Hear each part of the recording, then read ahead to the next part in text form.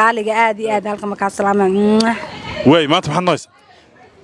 magaalada saasaan ku maraa waraa hadalkaaga muxuu itaraa waraa ilmahaaga idib la baraa waraa anna adigaan cashir ku baraa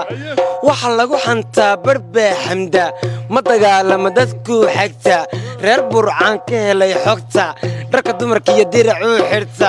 way soo gaadhay xamxamta magaalada kana soo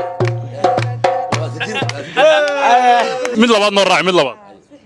markaan ka soo baxay balbeela dadba idhi waa mucjiso anigaa la imid hindiso taariikhdaad qoortay qiso markaan ka soo baxay balbeela dadba idhi waa mucjiso anigaa la imid hindiso taariikhdaad qoortay qiso caasi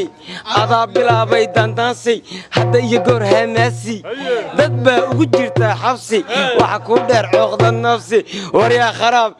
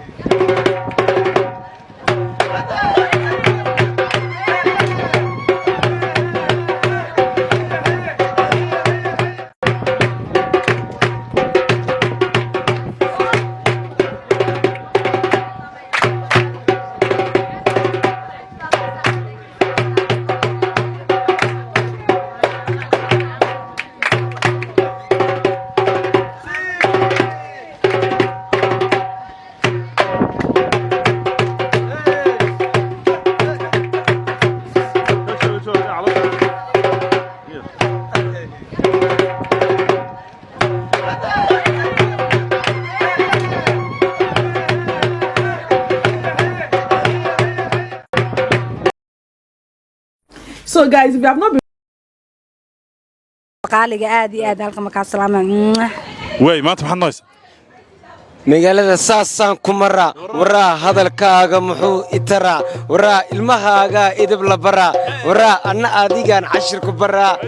waxa lagu xantaa barbaa xamda ma dagaalama dadku xigta reer burcaan ka helay xogta dharka dumarka iyo diracuu xirta way soo gaadhay xamxamta magaalada kana soo mid labaad noo raac mid labaad markaan ka soo baxay balbeela dadba idhi waa mucjiso aniga